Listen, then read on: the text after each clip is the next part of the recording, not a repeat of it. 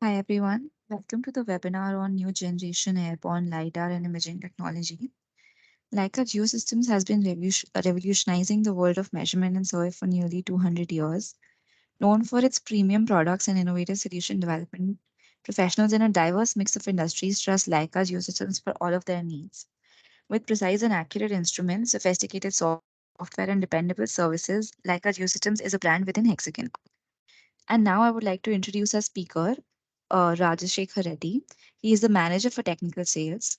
He has been with Hexagon Geosystems since February 2011 and is closely working with different customers from government and scientific organizations like the ISRO, along with private and educational institutions. He has also worked on various prestigious projects like Jaipur 3D City Modeling, National Hydrology Project, National Mission for Clean Ganga, and many more. Before handing it over to our speaker, I would like to mention that if at any point you have questions, please enter them in the questions box. We welcome your questions and will address them later in the presentation. If you're unable to answer all of your questions in the live session, someone will reach out to you after the webinar by email. Just to let you know, we will also be sharing a recording of this webinar after the session. Over to you, Rajshekar.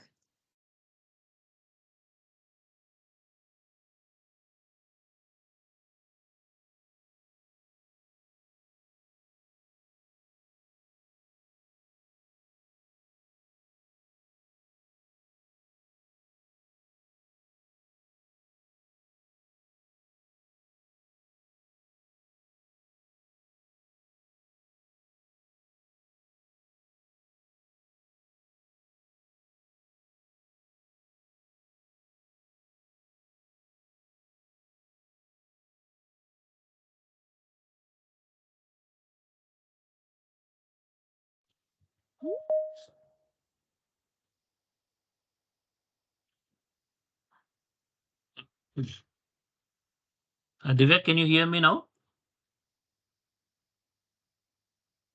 Hello. Yes, Rajshekar, we can hear you now. Yeah. Sorry, it was in Please mute. go ahead. No problem. Good afternoon, everyone.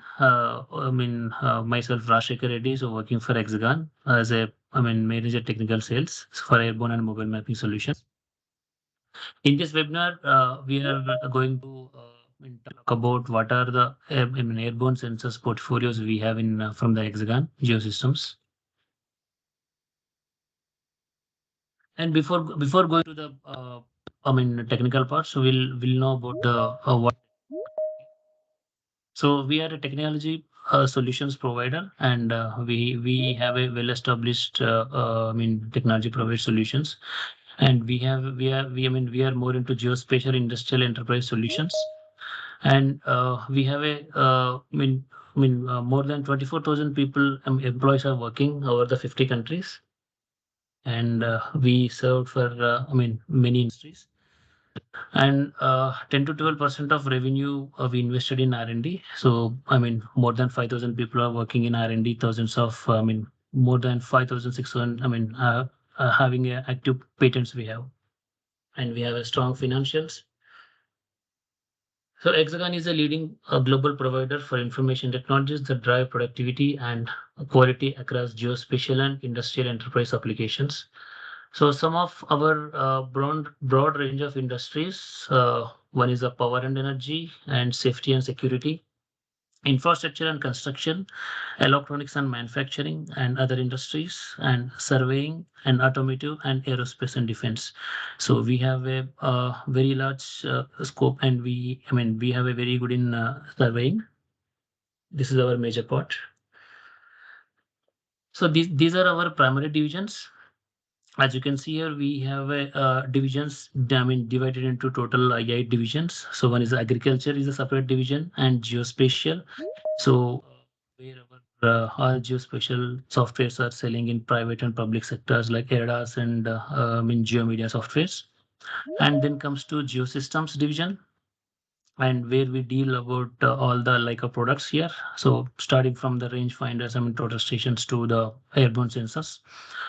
Then we have a division, manufacturing intelligence, and then mining is a separate division, and the positioning intelligence. So where many people knows about the Novotel, and then process, power and marine, and safety and infrastructure. This is our local presence. I mean, like we have a 14 pan India offices all over the India, and we have operating from Gurgaon as head office, and all regional offices is in. I mean, we have a all major cities. We have regional offices, and R&D centers are in Hyderabad and Pune, and over more than 2,000 people are working here, and we have a strong sales team, technical and development and techno-commercial experts. Then coming to the today's topic, we are going to talk about airborne sensors, Leica airborne sensors especially. So we are going to talk about, what are the products we have. So these are the key points I'm going to cover. So airborne lidar technology, how the airborne lidar technologies changes. I mean, way how the capturing is changing, how the visualization is happening, and what are the accuracy informations we are deriving from the images data or point cloud data, and this technology how it works on the complex terrain. On the earth, and explain how improved productivity to be found in airborne urban mapping. And then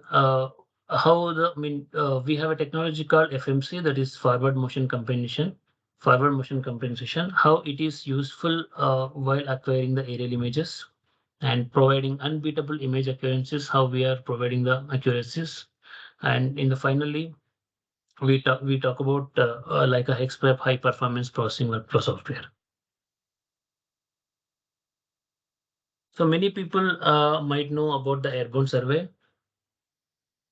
So it's a basic operating principle how the airborne survey will work. So as you can see over here, this is the aircraft fitted with the airborne sensor. So whether it is a hybrid sensor, whether it is a topographic sensor or any imagery sensor, so the process and aircraft is fitted with the airborne sensor, which comes along with the IMU, and the GPS unit is on top of the aircraft. So this will receive the GPS signals from the satellites, and the one base station is required within the radius of 30 kilometers while doing the data acquisition. And also, this GPS gives the position, so that is latitude, longitude, and latitude information. And IMU will provide the roll, pitch, and heading moments. So in that way, for each lidar pulse which is released from the airborne lidar will be measured using these all these components. This is the history of ALS. Leica has started the first ALS sensor. That's the name is ALS 40. That is in 1998. So that comes with the 45 kilohertz PRF. And then the next version is ALS 50-2. It was released in 2003. The ALS 40 was first sold in India. So it's about 15 years ago. We sold to one of the customer, and still it is in alive. Like still equipment is there. And then there is upgradation for ALS 50-2, 50-1. Sorry, that was in 2003. And then comes to in next 2006, we have released a ALS 50-2 sensor, and then ALS 60 and ALS 70 and ALS 80. And even as on today, so most of the ALS 70 and ALS 80 sensor are still using by our customers. These are our current sensor portfolio. As you can see in the first row, this one is a City Mapper 2, which is a hybrid sensor. So which comes with nadir cameras and as well as April cameras and as well as LiDAR in it. Then in the next row, you can see the DMC3 and ADS 100 and DMC4. These are the airborne imagery sensors. So where you don't have any LiDAR part in it, only the large format imagery, you can get it. And in the third row, and this is about our LiDAR topographical LiDAR sensors. So we have a SPL 100, that is single photon LiDAR 100. It's a and there is a terrain mapper 2. This is one more LiDAR sensor we have. And in the final row, these are the airborne bathymetric LiDAR sensors. So where you can see where you can do the survey in the oceans up to certain distances. It depends on the project requirement. So here we have two models. One is a Corruptor 5x and another one is a Hawkeye 4x. So all these sensors data will be post-processed in a unified processing software that is called HexMap. So which is a, system-based software. And from this software, you can derive all these deliverables. So it depends on the project requirements, the photos and DSM and the point cloud and anything can be delivered from this software. So here we have many sensors, but we are particularly in this webinar, we are talking about the four sensors here. One is a terrain mapper 2. So that is, we can also call it as a topographical LiDAR sensor, which comes along with one LiDAR unit and as well as nadir camera. So that is the four band nadir camera, RGBN, red, green, blue, and the, NIR, near infrared. Then the city mapper 2. So when you add the oblique cameras to the terrain mapper 2, that will become the city mapper 2. So that is an advantage over here. So the oblique cameras will be added to the city mapper 2. Then this is the DMC3, that is the large format camera we have, and many customers are using even in currently. This comes with RGBN and also the as well as the PAN, it's a panochromatic image. And finally, it's a large format camera with RGBN. That is also it's a DMC4. That is our newly launched product. So our technology is if you take any sensor, whether it is a terrain mapper 2, whether it is a city mapper and DMC4 or DMC3. So we are we have a hybrid paradigm we have. So we are using the LiDAR from the Hyperion 2 Plus. So that is our LiDAR module and the imaging module. So that is for the best performance. With a combination of these two, we are getting the best performed required data sets. And we talked about it already, integrated workflow, that is XMAP. So there are different modules are available. That is enabler, provider, core image and core LiDAR and 3D modeler. So depending on the sensor, so we provide the licenses for each individual module. And these are again the deliverables. So from the LiDAR part, we extract the intensity data and elevation and RGB and CIR. So CIR is mostly useful for the vegetation purpose. And then if it is the imagery output, it's Ardo RGB and Ardo CIR and obliques. So what are the main benefits of Terrain Mapper 2? We have a three core values for the Terrain Mapper 2. So one is a modularity and quality and scalability. So why we call it as why the modularity? So because any improvement can happen when you keep on changing the modules in it. So we have an option to change the module to improve the system performance. And the quality wise, so we already talked about it. We are using the Hyperion 2 Plus. It's a 2 megahertz PRF scan rate it has, and we are using MFC 150 that is as a medium format camera. So using these two, sensors, you will get a, accuracy within your, desired accuracy. And the scalability in terms of you can upgrade from terrain mapper to the city mapper too. So these are the main specifications of terrain mapper 2. As you can see here, this is our sensor pod, main sensor pod.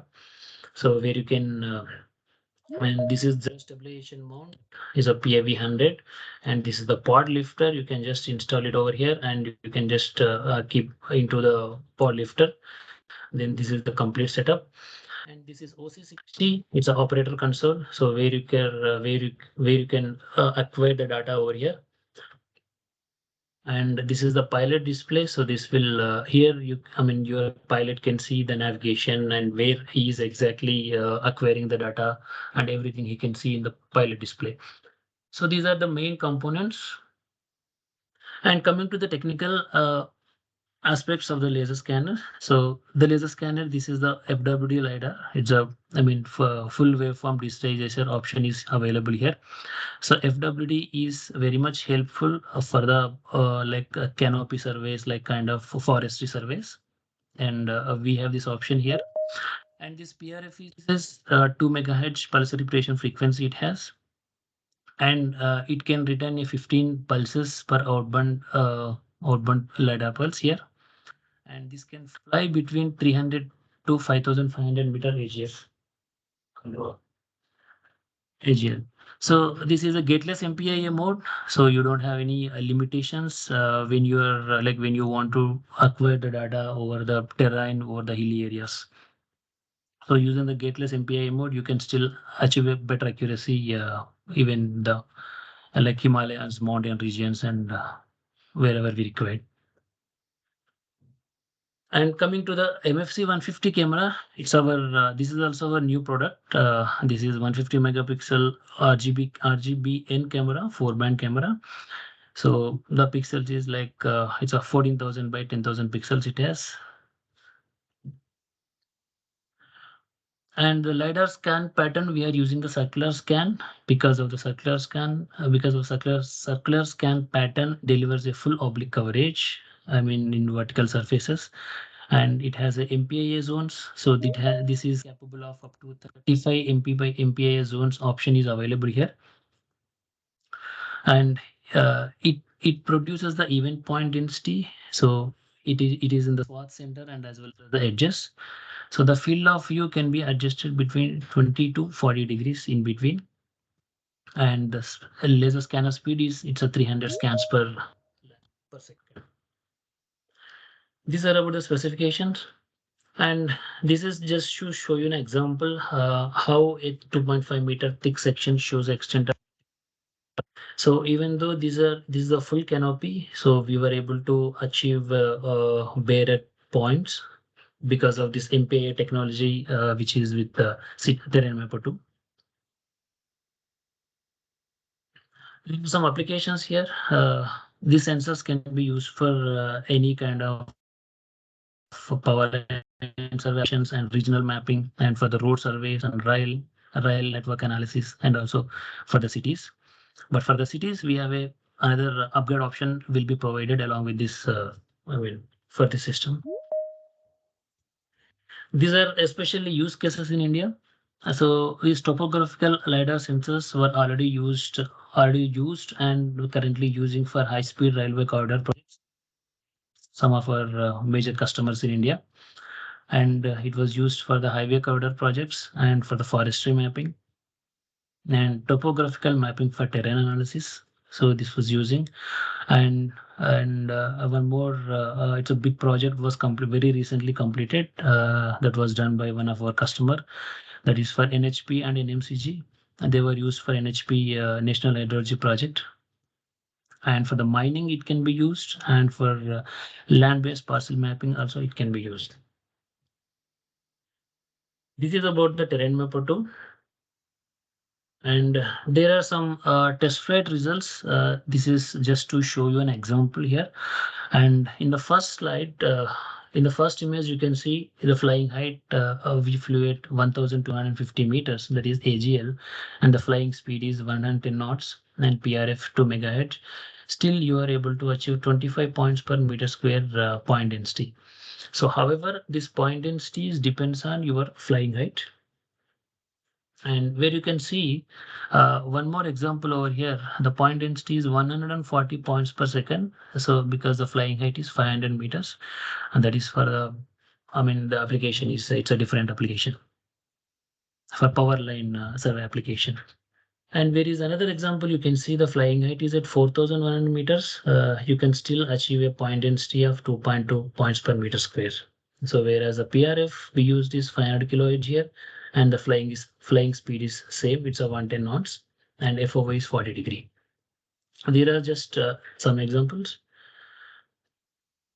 So where are we outstanding? Because how we are becoming successful in India while selling these sensors. So because our sensors has a consistent MPI performance, so where you doesn't get any synthetic points, and you will have a full clear point clouds. And we are the only supplier who's specifying the height of 10% diffuse reflectivity, and we are the only supplier with LiDAR and image hybrid with 1:1, that is RGB and CIR resolution. and we are the only supplier who has a imaging hybrid LiDAR imaging hybrid sensors, and we are using FMC in our cameras like large format or in the medium format, and we are fully integrated image or LiDAR workflow, that is XMAP software we have, and only solution usable for full oblique hybrid sensor we have. This is an sensor installation. You can just see, and this is our previous model. It's a Terrain Mapper 1 series. So where you can see the camera controller here separately, but in Terrain Mapper 2, you don't even get the camera controller over here. So the data, everything will be stored in this POD, is a pod, sensor pod.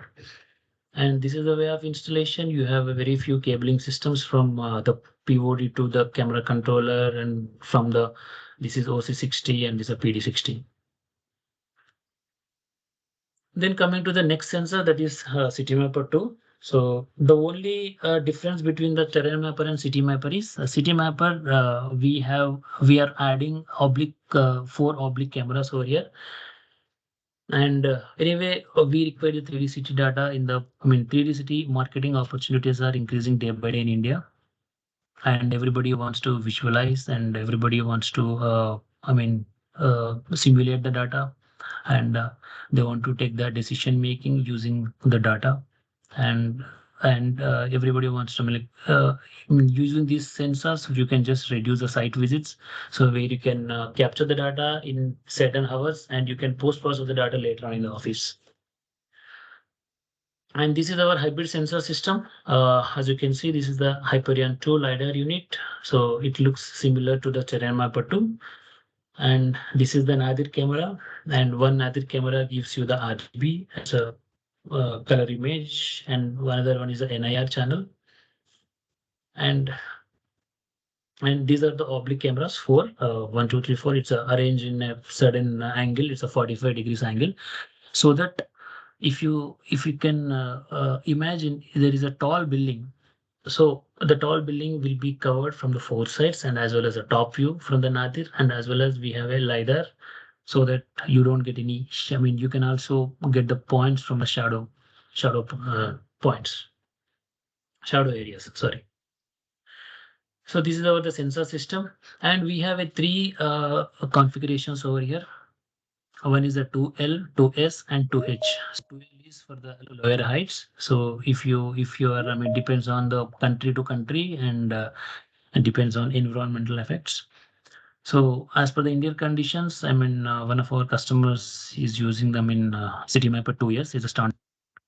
So he can easily acquire the data from 1,500 meters height. So each configuration is having each different configuration lens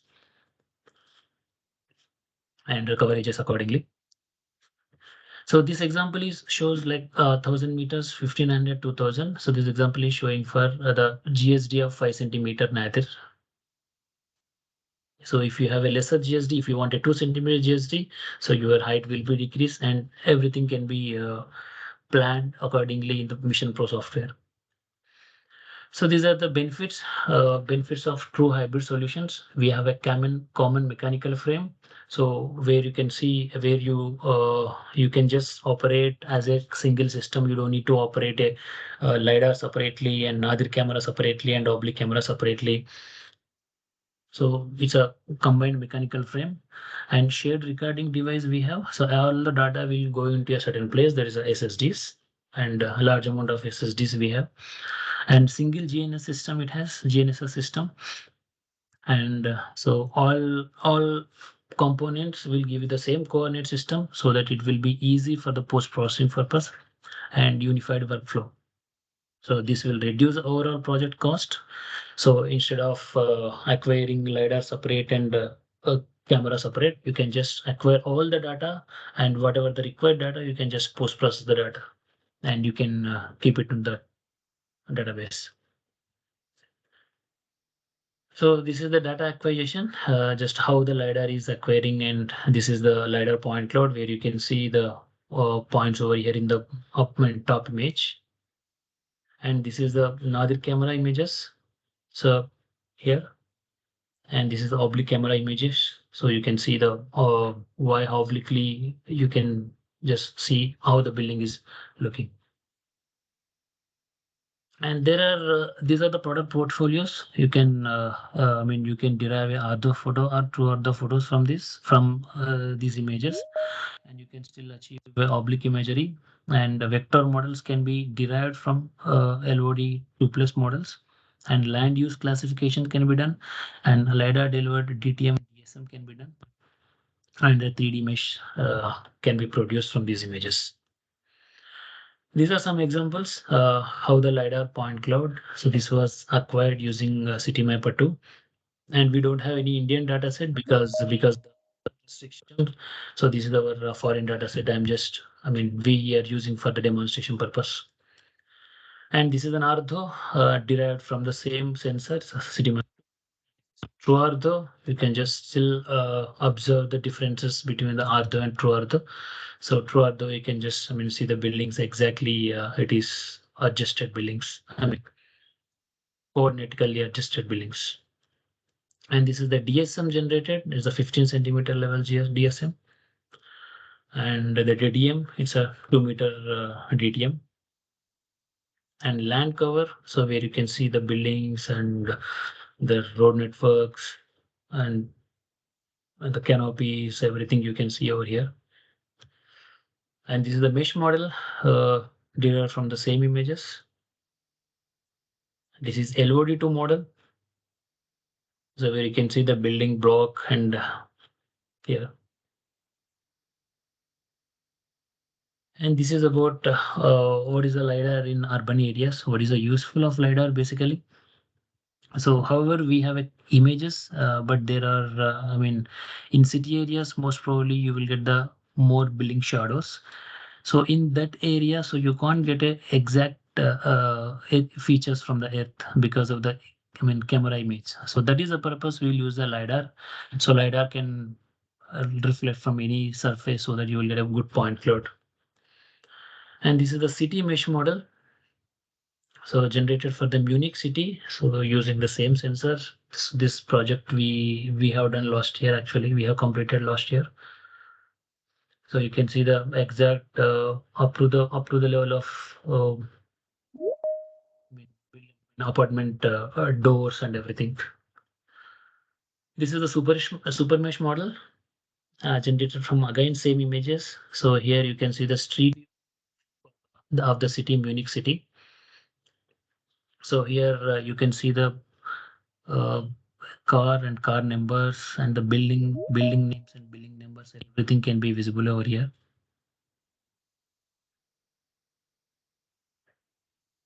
So this is only possible with the hybrid systems. So where you can see the oblique images and the nadir as well as a LiDAR point cloud in a single system.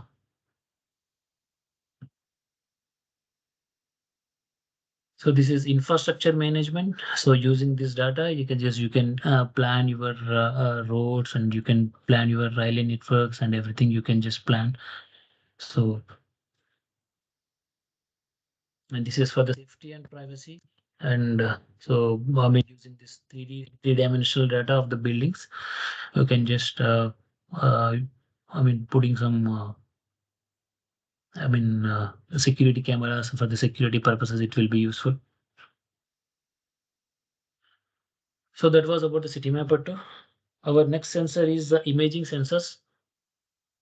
So we are going to talk about two kind of imaging sensors. One is the DMC3 and DMC4. So we'll tell you what is the difference between DMC3 and DMC4. As you can see the right side here. So this is our journey with the imagery systems. So we started our journey in 1938. So with RC3, that is a analog camera, and then RC7 in 1942, then RC9, then RMK-A and RMK top, RC30. Then in 2003, in 1991, we have a DMC1 and Expro software, and we have a RCD30, also RCD30 oblique and ADS100, and HexMap we launched in 2015, and finally it's a DMC3. So this is our different generations of our sensors.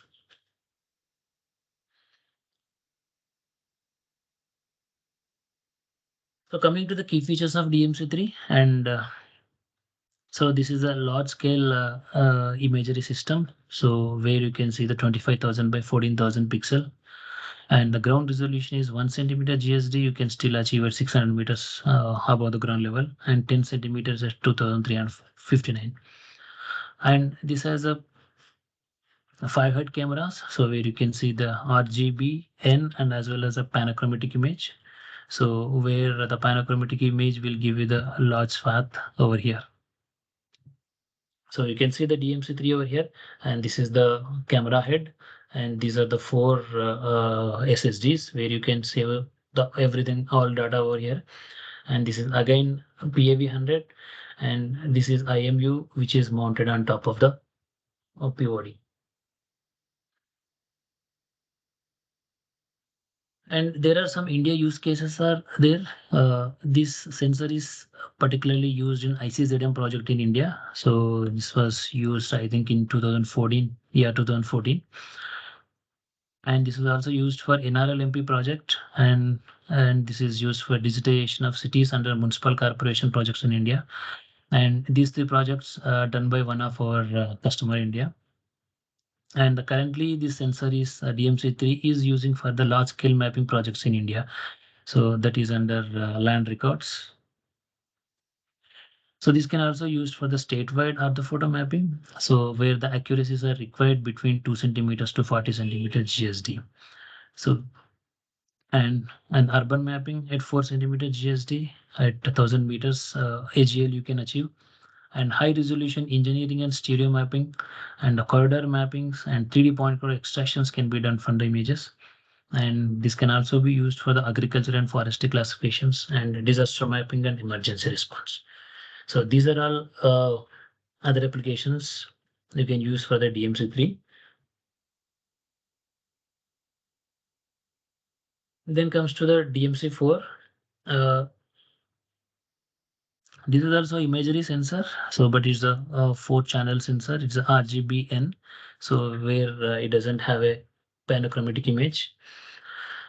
This has large swath. So it is more than 30,000 pixels across, I mean, cross stripe pixels. And if you compare with the DMC3, this is 20% wider swath it gives, and the frame rate is 0.8 seconds. This is for the faster aircrafts. It will be best suitable for the faster aircrafts.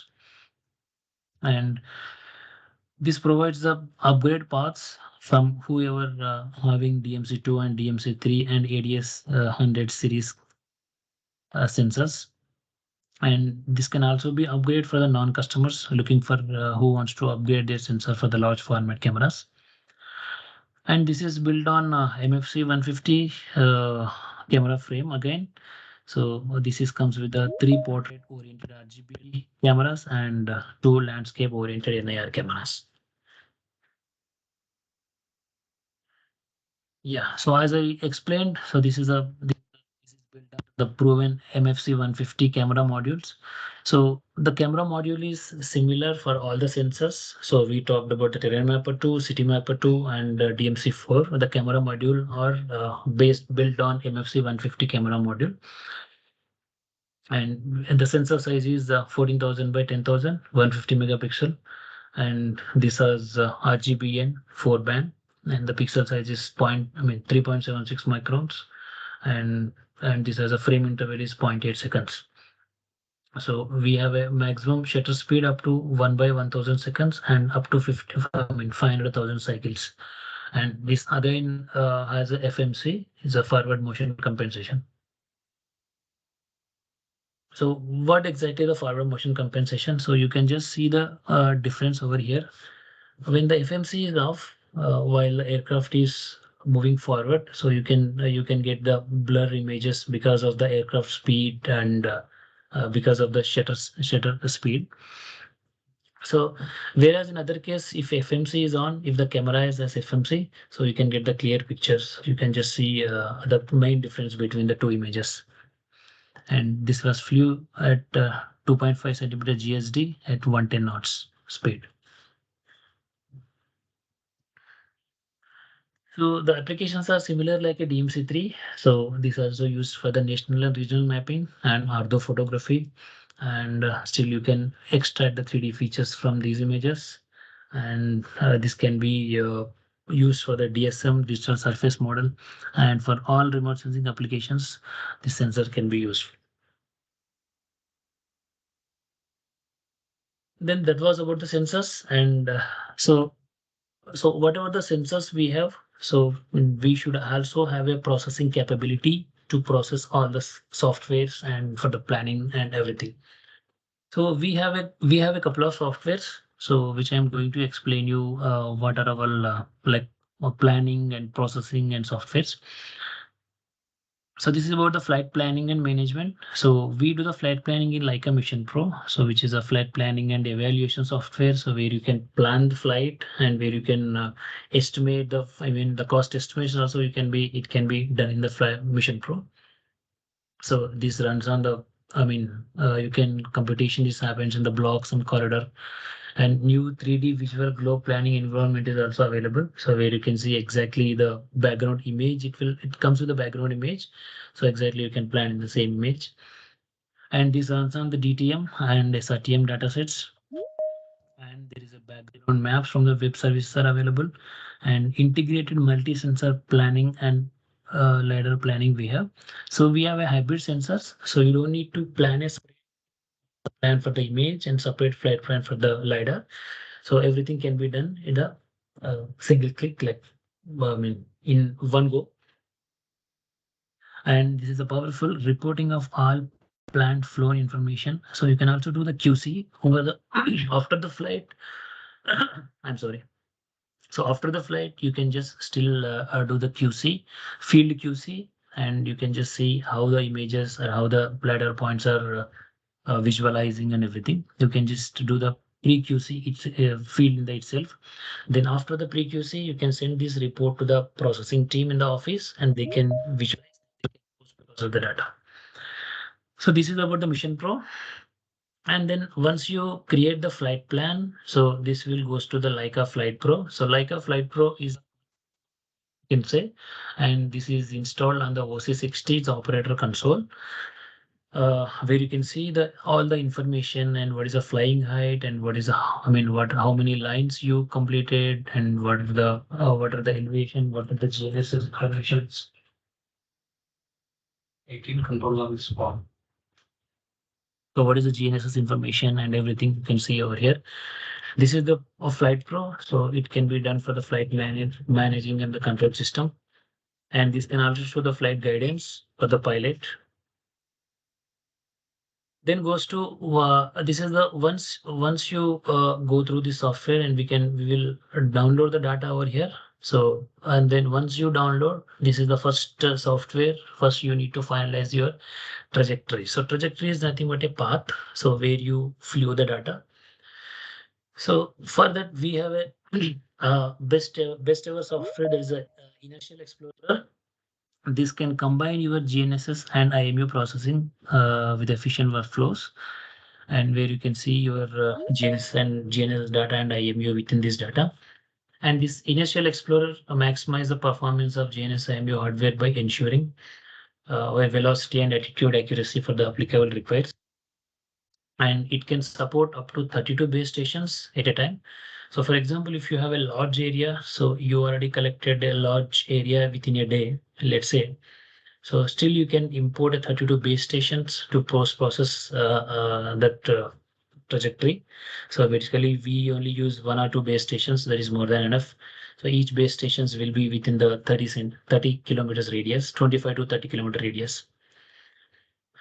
And this has a there are different functionalities like loosely coupled and tightly coupled processing modules, and this can also give you the QC reports. So how your trajectory is finalized and what is the accuracy of trajectory.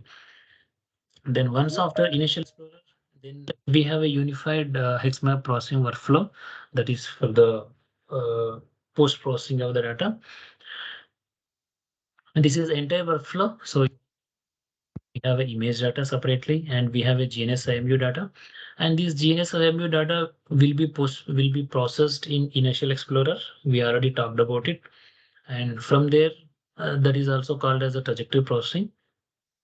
And once we have a final trajectory, so within the certain limits, let's say within the 5 centimeter or within the 2 centimeter level, we give these inputs to the, this is a complete workflow, XMAP workflow. We give these inputs along with the LiDAR data and along with the image data.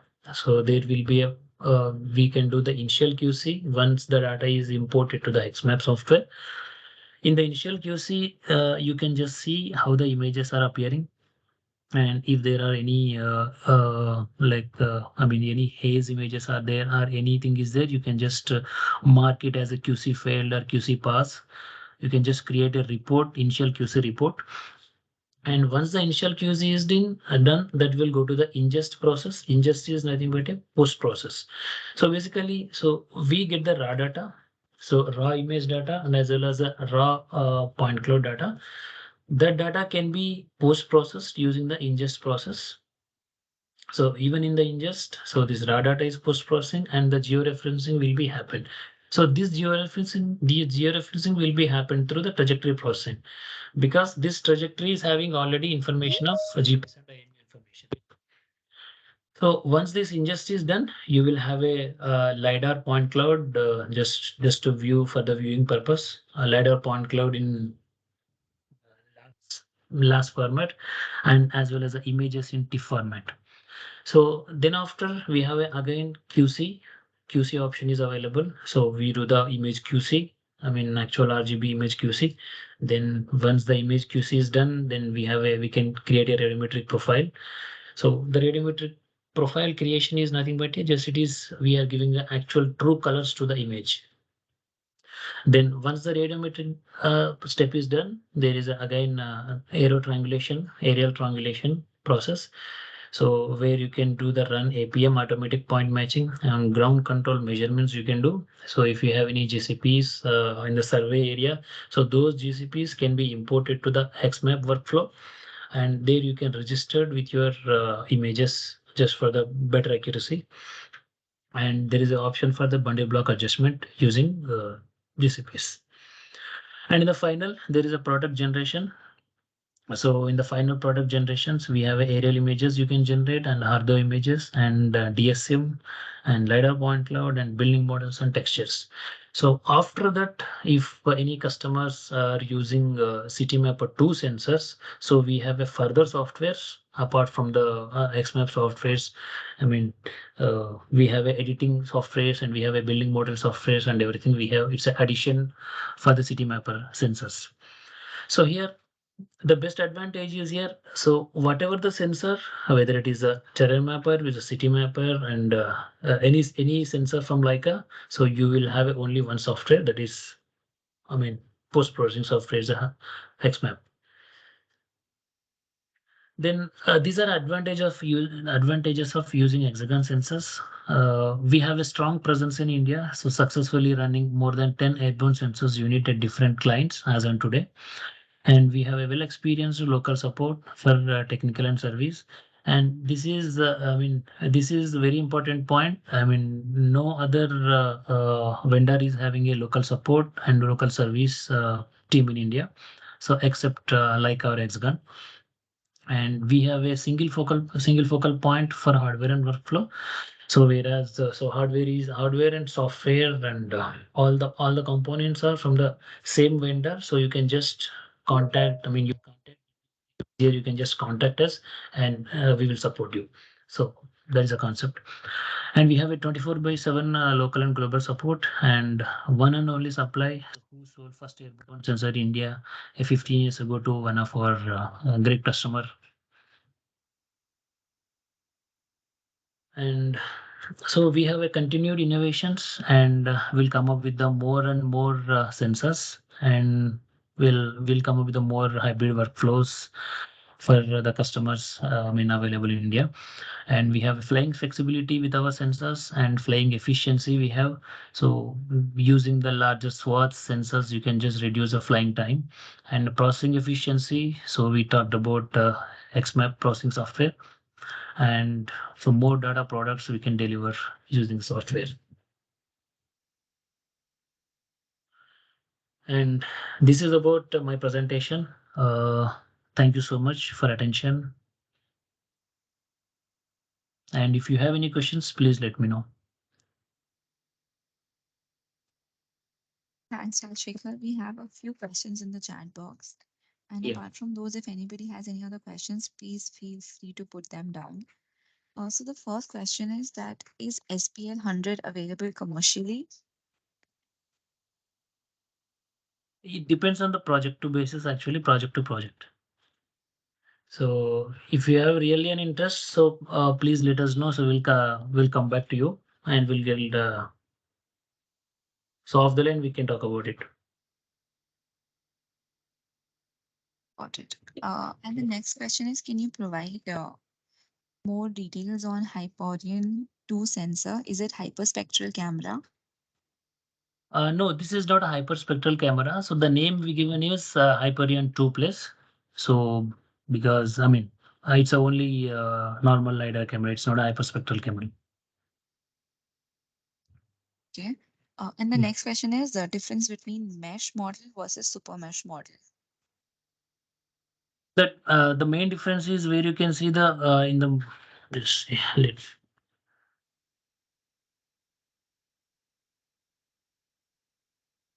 I think just city mesh. Yeah. So the mesh model, you mean you can just see. I mean, even I mean there is no much difference between the mesh and super mesh, but the only the difference is like in the mesh you can see a complete 3D models and everything. In the super mesh you can also superimpose with any other software's data, like we have a any other mobile mapping data, so where you can merge the data for the street views. So you can superimpose with the airborne data.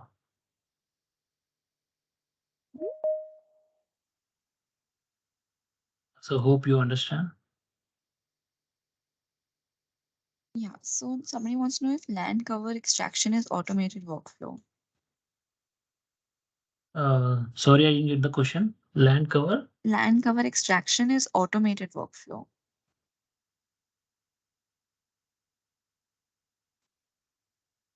Cover extraction.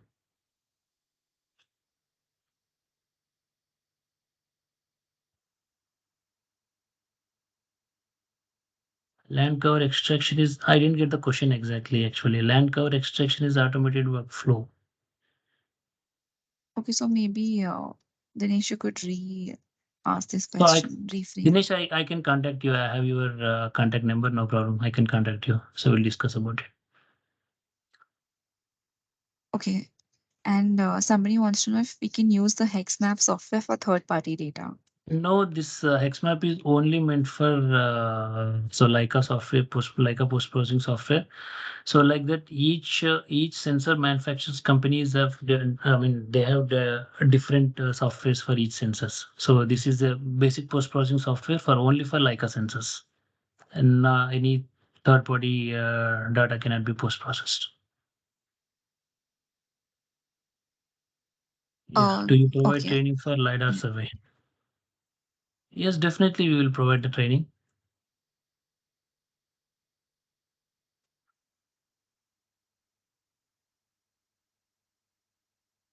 But may I know what kind of LiDAR survey like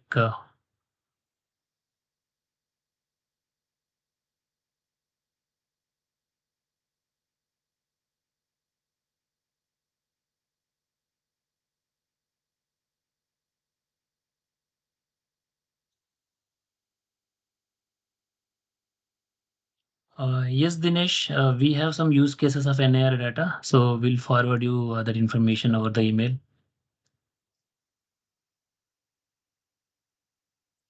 Okay.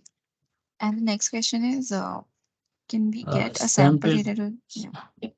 review and quality. So what sensors data do you require exactly? So are you looking for a topographical LiDAR or any hybrid sensor? So could you please specify that one? And what will be the maximum field of view can set for the automatic survey?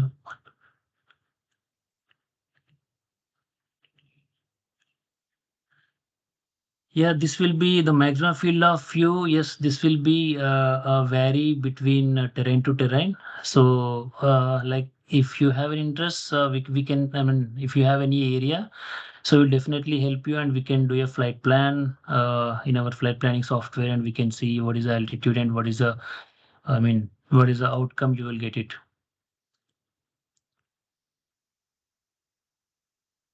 And change detection based on DSM ability available. If not, any plan to add in future.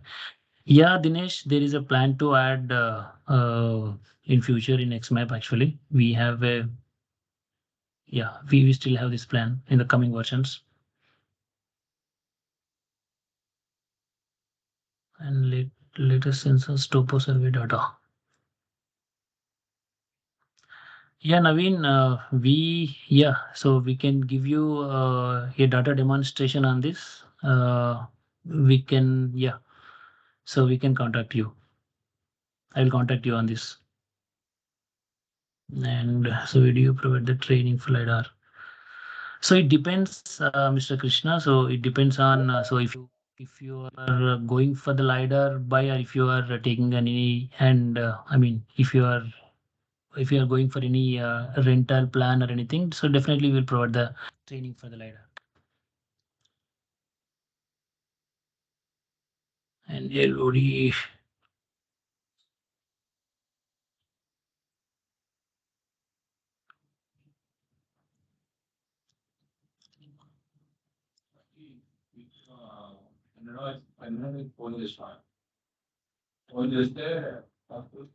No, Chetan, actually, I mean, yes, there should be a possible to combine with the LiDAR with TLS and the mobile data. So actually, I mean, yeah, we can do that actually. So we can try to do that. The possibility is there, but we have to depend on other softwares actually. So since this is the only XMAP is only post-processing software. And there is one LOD.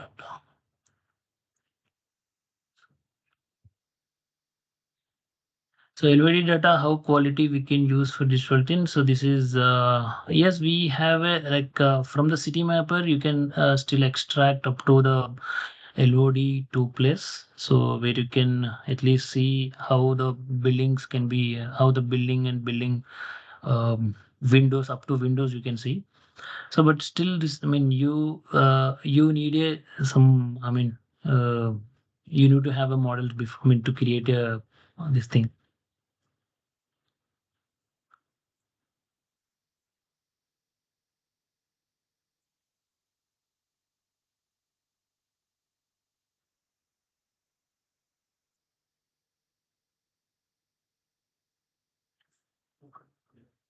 So, Rachika, the next question Yeah. we have is how effective is LiDAR use case in onshore areas?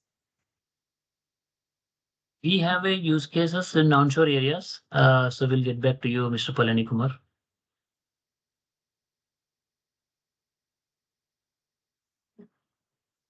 And stereo pair export support, Dinesh. Yes, there is a plan. So currently we don't have that option.